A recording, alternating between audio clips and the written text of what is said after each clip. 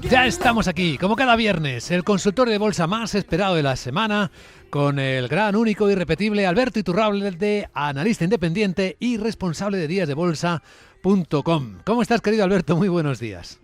Feliz, porque hoy además de audio, y al revés que la semana pasada que yo destrocé todo y no se pudo ver, hoy podemos tener también imágenes. Así es que muy buenos días. Y hoy vamos a poder ver gráficos. Efectivamente, hoy también en el canal de YouTube de Capital Radio, las personas que después de escuchar este consultorio quieran ver a Alberto Iturralde, sobre todo quieran ver sus gráficos, a él y a sus gráficos, las dos cosas. Bueno, es que es muy importante, ¿eh? Porque fíjense, no es lo mismo escuchar la bolsa y tener un concepto de lo que nos están diciendo que el intentar ver cómo se refleja ese concepto en el gráfico. ¿Por qué es muy importante? Porque así ustedes, cuando quieran hacerlo en casa, en plan bricolaje, bueno, me pongo un gráfico, deduzco esto o deduzco lo otro, van a poder de algún modo también aprender a predecir el mercado viendo solamente ese gráfico. Así es que ustedes, está genial, nos deben escuchar siempre en directo, pero luego los deberes. Nos vamos al canal de YouTube de Capital Radio y vemos el gráfico para poder, el vídeo para poder analizar esos gráficos. ¿En qué momento de mercado estamos? Porque me ha llamado la atención, lo definía bien hace un instante Pablo García, dice, estamos o en rotación o en corrección. Hay ahora mismo una pelea en el mercado por saber por dónde van las cosas. Bueno, sí, estamos en un mercado que tiene un problema. Yo, además, cuando veo el mercado o que va a suceder las cosas de esta manera, como yo ya había comentado desde primeros de verano, doy 1000 vueltas a los gráficos para ver si por alguna razón me puedo estar equivocando. Es decir, que si estoy viendo que esto va a ser lateral, como comentaba en su día, digo, bueno, a ver si, aunque sea más lateral el mercado, puedo dar alguna pauta que no sea tan aburrido como normalmente suelen ser los mercados laterales. Pues no les puedo dar otra pauta, ahí Pablo tiene toda la razón. Estamos en un mercado que ahora mismo podría estar formando un techo, podría, por aquello de las elecciones americanas, estar frenando las subidas para caer. Pero digo podría, porque es muy peligroso el actuar en el mercado como si algo va a suceder. Cuando actuamos en el mercado pensando que algo va a suceder, nos relajamos en cuanto a la posición contraria. Es decir, si nos hemos equivocado, no sabemos reaccionar. Luego, es necesario siempre tener una pauta más probable, que es más probable que estemos formando un techo para caer, pero, ojo, no podemos darlo todo a la posibilidad de que el mercado efectivamente esté haciendo un techo, porque aunque esté frenando las subidas y eso sea un síntoma de techo, aunque en Estados Unidos ya haya comenzado la volatilidad y eso suele ser un síntoma de techo, no es descartable que cuando estemos todos ya pendientes de un techo, el mercado reduzca esa volatilidad, deje de estar lateral para continuar alcista y tenemos que estar preparados para que se produzca la opción menos probable, que es una continuidad en la subida. Mientras tanto, tenemos que asumir que el mercado va a continuar como está ahora mismo. Es decir, lateral, en el caso del IBEX ligeramente más bajista. Hay un dato en el IBEX muy especial, yo lo he comentado estas sesiones en Twitter, del que voy a decir mi usuario, que es _Iturralde. He comentado que hay algo muy importante con respecto a España. España en los últimos 2-3 meses ha funcionado peor que el resto de Europa y, lógicamente, mucho peor que Estados Unidos. ¿Qué es lo que ha pasado? Que en las últimas sesiones ya han aparecido voces de organismos internacionales, esta semana nos llegaban desde Bruselas, que nos decían que España estaba mucho peor. Que España estaba mucho peor lo sabemos desde hace 4 meses. ¿Qué pasa? Que lo que comentamos siempre, que siempre se da la información, la que ya sabíamos o la que saben, nos la dan en el momento en el que interesa. Como España ha funcionado peor durante estos meses, no ha levantado cabeza, por decirlo mal y pronto, y ahora ya nos están diciendo que España va a estar mucho peor en cuanto al PIB, en cuanto a la economía y un largo etcétera de cosas terribles que hemos hecho, pues lo más normal es que poco a poco durante estos días España vaya, probablemente todavía tendrá un susto más a la baja, pero vaya poco a poco formando un suelito para tener un rebote de cierta consideración.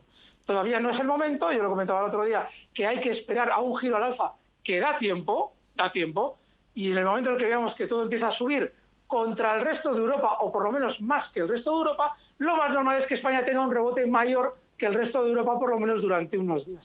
Mientras tanto, a contemplar un poco los toros desde la barrera y a esperar al minuto de oro, que hoy me lo he currado porque no estaba nada fácil. A ver, ya estamos casi deseando escuchar ese minuto de oro. Mientras tanto, hay muchos oyentes deseando preguntarte, Alberto, así que ha abierto el WhatsApp 687-050-600 para escuchar las primeras preguntas. Buenos días, mi pregunta es para Alberto Iturralde. Estoy en IAG y con el tema este de la ampliación de capital, querría que me recomendara qué hacer con los derechos de suscripción. Lo que tengo claro es que no quiero invertir más dinero en la acción. Dígalo un poco con lenguaje sencillo porque la verdad que no tengo mucha idea de este tema. Gracias. Pues casi se ha Viene respondido. muy bien porque hace mucho que no hablamos de estas cosas y nos va a ayudar a todos. Cuando hay una ampliación de capital, lo que le están a usted proponiendo es que incremente su posición. No va a tener una mayor relevancia con respecto a lo que ya tenía antes, porque todo el mundo va a tener esa oportunidad, la de incrementar su posición. Quien no quiere incrementar su posición, lo que tiene que hacer es vender los derechos. Pero si vendes los derechos, vas a reducir tu relevancia en la compañía. Claro, como normalmente a la hora de tomar decisiones con respecto a una de estas operaciones, lo que queremos es mantener la misma cantidad que teníamos, tú no tienes que acudir a esa ampliación. Dicho más rápidamente, si no quieres tener más títulos de IAG, no acudas a la ampliación. Y lo que puedes hacer para no perder dinero en todo este tejemaneje es vender los derechos. Tú vendes los derechos que te iban a dar un pequeño privilegio en la adquisición de las acciones, ganas unos pequeños céntimos con cada derecho y mantienes la misma posición de antes. Bien fácil, si es que hasta casi se respondía en la pregunta nuestro oyente. La siguiente. Buenos días, mi pregunta es para el grande Iturralde. Quería preguntarle sobre Ageas, la antigua Fortis, la aseguradora, y también qué piensa de Repsol. Muchísimas gracias. Muchas gracias. Vale, aparece en pantalla. Fíjense, cuando vemos un gráfico es terrible porque todo el mundo me dice, hombre, tanto no hay que mirar. Sí, hay que mirar tanto. Estamos abriendo el gráfico desde el año 91.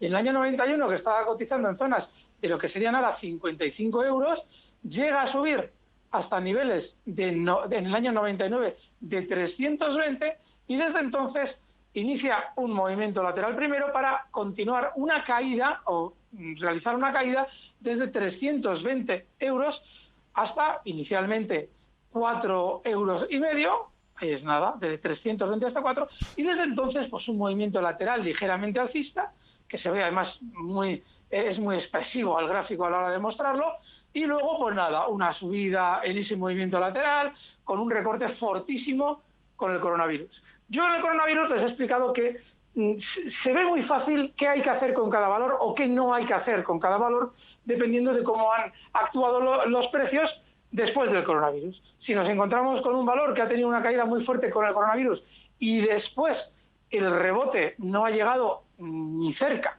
de donde partió la caída, estamos hablando de que Ageas cae desde niveles, pues fíjense, de 53 euros hasta 25 y bueno, se ha mantenido ahí renqueando lateral y ahora está en 37, no hay que estar, porque lo más normal es que cualquier resistencia se le haga un mundo.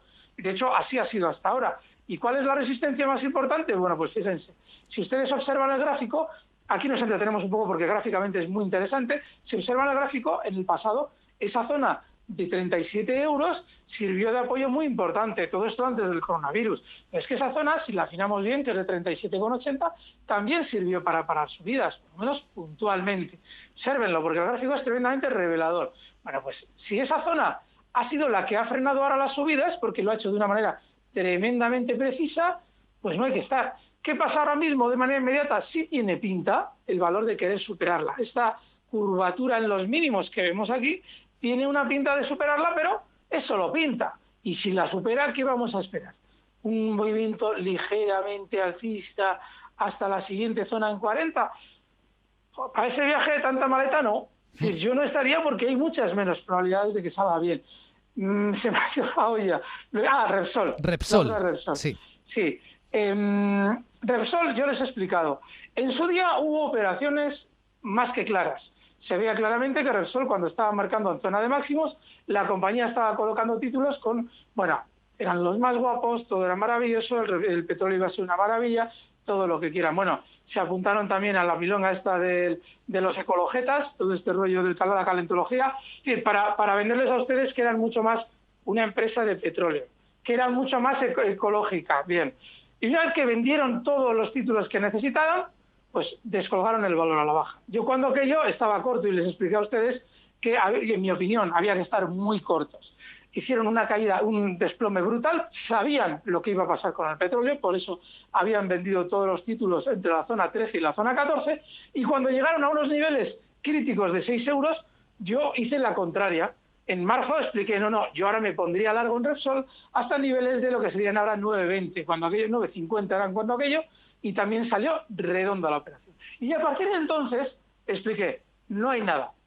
No que el valor no vaya a subir o no vaya a caer. Es que no hay nada, no hay ningún indicio que nos deba hacer pensar que el valor va a hacer una cosa u otra. Subir no tenía pinta, pero tampoco yo tenía ni idea de si iba a caer o no. Ha caído. Y ha caído y no tiene pinta esto de funcionar mucho mejor. Ahora lo normal es que Repsol durante mucho tiempo esté trasteando con toda esta zona. Por ejemplo, ahora mismo ha llegado en la caída a 6,38. ¿Por qué es muy importante esa zona? Pues se ve en el gráfico. Claro, alguien diría, hasta ahí no te vas a ir. Pues sí, hasta ahí nos vamos, hasta muy en el pasado, y se ve en el gráfico claramente como la zona 6,30 ha frenado caídas de manera recurrente. Y de hecho, frenó también las caídas en marzo, además de una manera implacable. Bueno, pues lo normal es que se vaya manteniendo lateral durante los próximos meses, dando más disgustos que alegrías, y no hay que estar en valores que funcionan así. Pues visto, Repsol, vamos a seguir una pregunta más del WhatsApp, luego voy a dar también paso a algunas del correo, porque hay gente que trasnocha para intentar que entren las preguntas en el consultorio. Vamos a escucharla. Hola, buenos días, soy José de Sevilla y le preguntaba al analista Iturralde por una acción de USA Medtronic, ticket MDT, que me dé un soporte y una resistencia. Gracias. Muchas gracias. Medtronic. MDT. ¿El ticket recuerdas? MDT. M de Madrid, D de Dinamarca, T de Teruel. Ahí lo tenemos. A ver, MDT, aquí está. Muy bien. 104,78. Aquí sucede lo mismo, esto es del sector médico. Aquí sucede algo parecido a lo que hemos comentado antes con respecto a cómo interpretar qué hacer con cada valor en función de cómo ha actuado después de la crisis del coronavirus. En Medtronic sucede algo muy similar a lo de Ageas. Y de hecho, si ustedes miran, por ejemplo, valores como Ferrovial, durante estos meses ha funcionado también así, un poquito más flojito.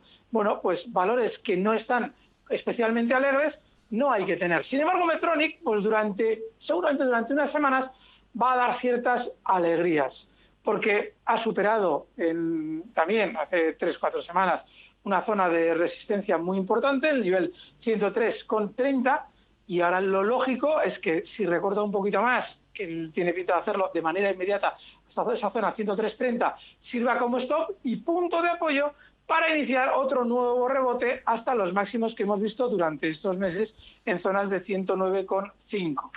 Nada, no tiene ningún interés, pero bueno, para andar trasteando sirve porque tampoco tiene pinta de descolgarse.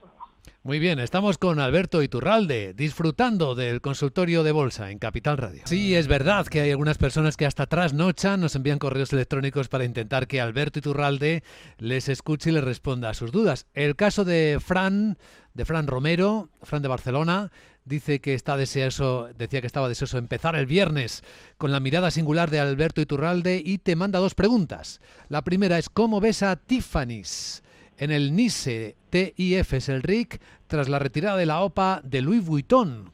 ¿Cómo suelen responder los valores en estas situaciones? Y dice que si es interesante entrar, pues que agradecería stop y objetivo. Y luego pregunta por Acciona, con beneficios. Dice que te ha escuchado alguna vez decir que el núcleo duro frenará la subida para que no vendan los enganchados, o eso cree haber entendido. Y quiere saber cómo lo ves ahora. Sí. De manera genérica, sí, vamos a mirar luego Acciona. Bueno, el caso de Tiffany's. Dar una pauta concreta sobre cómo actuar en estas situaciones es muy difícil por una razón. En las OPAs siempre hay una letra pequeña que nosotros no conocemos y sí conocen las entidades implicadas. Como en cada caso la letra pequeña es de una manera distinta, no sabemos. Yo no le puedo decir, además es muy excepcional. Y a veces sucede que este tipo de operaciones se realizan inicialmente con una intención, pero esa intención no es la que nos cuentan. Es decir, que se lanza una OPA aparentemente pensando que todo va a ir bien, sin embargo, de puertas adentro ya tienen hablado que eso no va a salir adelante. Hay muchas trampas posibles en estas operaciones que nosotros no podemos conocer, con lo cual no hay una pauta concreta cuando se frustra una OPA. No es nada habitual, ¿eh? En este caso, ¿cómo actuar? Pues fíjense. Ahora mismo el núcleo duro de Tiffany's hay que tener claro que ha vendido en el precio en el que se anunció la OPA. Ese precio estamos hablando de por encima de $130, además clarísimo. Eso implica que no se va a ver subir ese precio de $130 en tiempo. Es muy poco probable que Tiffany supere en el relativo corto plazo, hablo de aquí a unos meses, $130. Muy poco probable. Entonces, ¿qué es lo que tenemos que tener en cuenta? Que así como en todos los valores, en principio no tenemos un límite claro, en este ya lo tenemos. Luego ya nos debe hacer salir del valor, porque estamos hablando de que cotiza en $104, en 130, cuando sale la noticia de la OPA, se ponen a vender. ¿Por qué venden desde dentro? Tiene su lógica. Porque en todas las OPAs se acuerda con el entrante que vamos a bloquear el valor para que el entrante consiga que la OPA sea un éxito. Es decir, a mí me pagas una brutalidad de dinero para que yo, en el momento en el que tú dices que me vas a comprar a mí por, imaginemos, 25 euros, yo me pongo en 24,90 vendedor para que todo el mundo le dé las acciones por 25 euros a quien OPA. Y en esto ha pasado otro tanto de lo mismo. El gráfico además lo refleja porque se ha quedado bloqueado. ¿Qué habrán puesto como cláusula? Pues que si sucedía una pandemia en el mundo, cosa que no es nada esperable, pero si hay una causa extraordinaria, la operación se puede frustrar, que es lo que ha pasado. Bueno, pues ahora están vendidos en 130, con lo cual yo no estaría por eso. Pero tiene un soporte clave en zonas de 110 tiene un soporte clave que fue resistencia. Alguien dirá, bueno, si no has mirado Tiffany's en tu vida, ¿por qué te entretienes tanto con esto? Porque es muy importante a la hora de entender por qué hay un soporte en un sitio. Si se fijan, esa zona técnica, haya OPAs o no haya OPAs, frenó las subidas en su día y cuando se produce la caída del coronavirus, ¿dónde se frena la caída? Justo en esa zona. Y ahora, ¿dónde se ha frenado el desplome último? Justo en esa zona. Luego el gráfico es importantísimo para ver dónde está colocado la mano que mece el precio. No estaría. Tiffany's. ¿Y Acciona? ¿Quieres comentarle algo? ¿Perdón? Acciona. Sí, perdón. Hoy estoy espesísimo. Acciona, sí. ¿Dónde está la mayoría de papel cautivo en un valor? ¿Papel cautivo qué es? Aquellas acciones, por ejemplo, pues lo que hablamos de Farmamar durante estas últimas semanas, ¿no? Sousa está aprovechando todo esto para colocar títulos. A partir de ahí, el valor se desploma y cuando rebote y llegue a una zona en la que hay muchos enganchados, ese papel cautivo quiere salir recuperando el dinero. ¿Y qué es lo que hace el núcleo duro de Acciona? Vender ellos, para que, lógicamente, para poder aprovechar toda la subida, en el caso de Acciona, que se ha realizado desde 22 euros hasta 120. Entonces el cuidador de Acciona dice, si yo supero la zona 120, recuperan el dinero estos de aquí, los que están enganchados desde el año 2007, y a mí no me interesa que vendan ellos, a mí me interesa vender yo con beneficio, con lo cual no lo deja subir de esa zona, y es lo que está pasando, por eso no hay que estar en Acciona. Llevo con esto un año, y como ven, Acciona no ha levantado cabeza. Sí, es verdad, lo recuerdo perfectamente. Vamos con otra pregunta que nos dejan nuestros oyentes en el WhatsApp. Hola, muy buenas. Quería preguntar al analista cómo ve en estos momentos la entrada en el valor Puma. Muchas gracias, un saludo. Puma, ha dicho.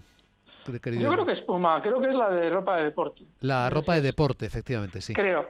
Puma.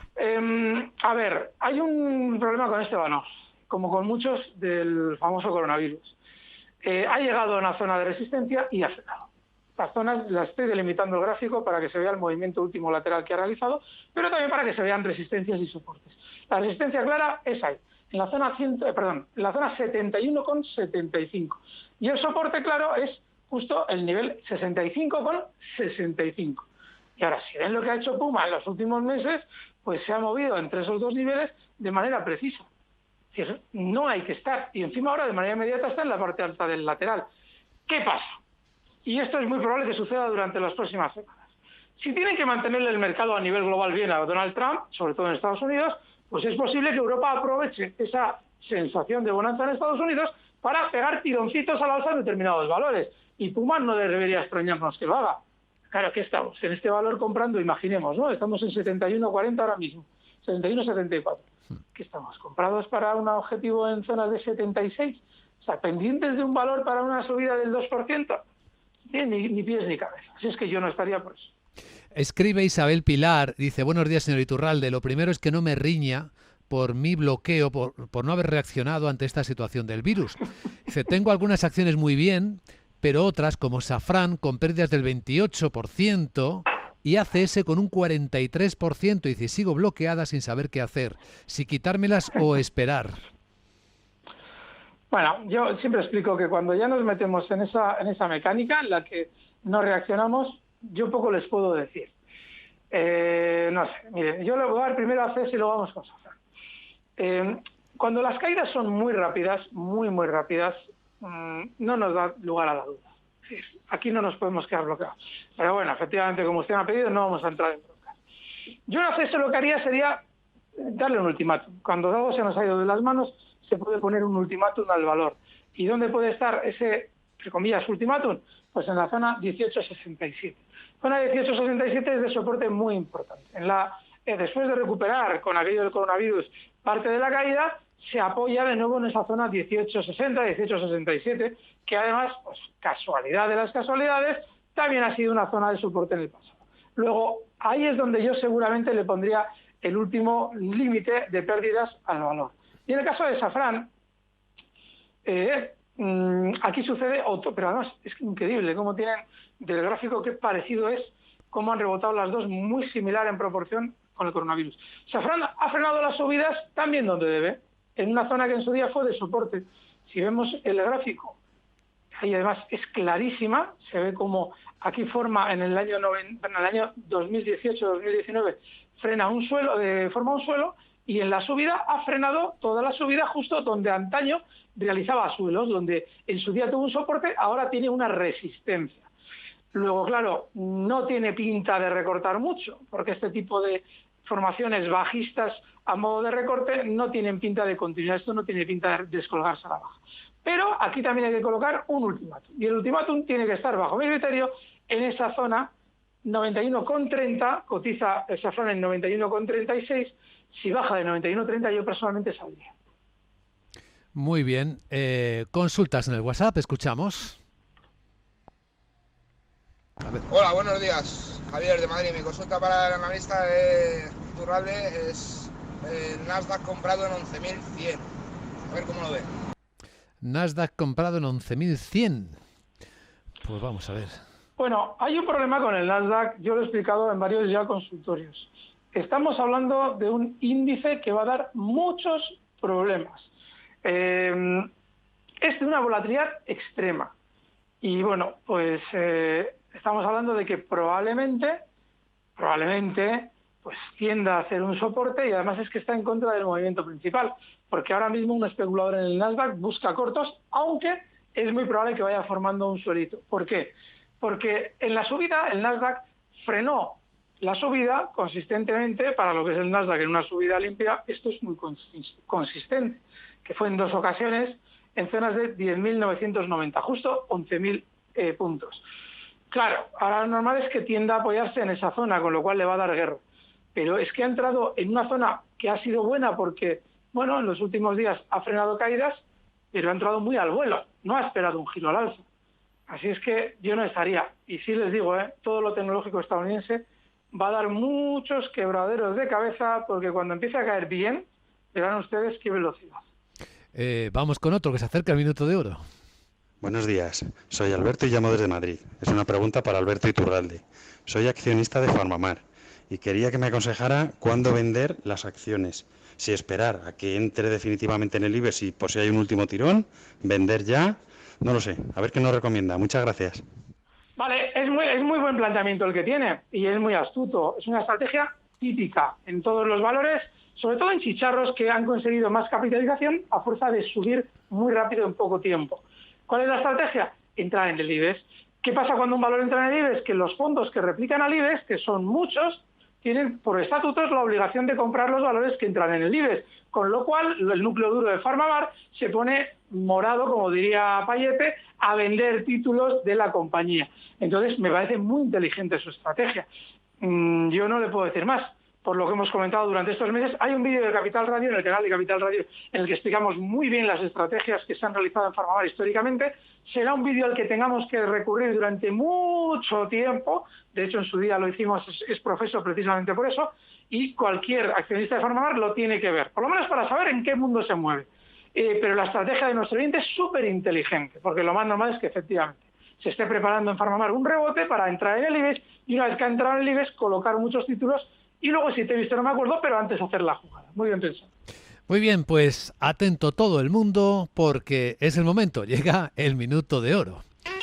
Y como Alberto Iturralde nos avisó al principio, esta vez lo ha pensado mucho. A ver, Alberto, que estamos deseando verlo. Lo que me ha costado, pues claro, no quería repetirlo de todos los días, pero al final me he visto obligado a repetir uno de todos los meses. Y ese valor que solemos decir de vez en cuando es Vonovia, mercado alemán. ¿Por qué Vonovia? Porque es un valor que sí es muy alcista, y en la última caída del mercado, ese último recorte que ha tenido el mercado, ha aprovechado para hacer una típica trampa. La típica trampa de caer más que los demás en el primer movimiento, para luego, mientras los demás van recuperando, tener un movimiento ligeramente alcista, que es lo que ha hecho Vonovia. Con lo cual, yo lo que le sugiero es que si alguien quiere especular con este valor y se apunta a esta operación, tiene que colocar el stop justo en zonas de 59,20, cotiza en 60,70, siguiente objetivo alcista en 62,50. Vonovia, mercado alemán. Vonovia, con V, todas con V, en el caso de Vonovia. Eso es. Bueno, pues querido Alberto Iturralde, como siempre, un placer disfrutar de este tiempo en la radio, en YouTube también, en el canal de Capital Radio se pueden ver los gráficos, y te esperamos el lunes con Marta y Serna a las 6 de la tarde y el próximo viernes otra vez aquí. Aquí estaré. Un abrazo fuerte.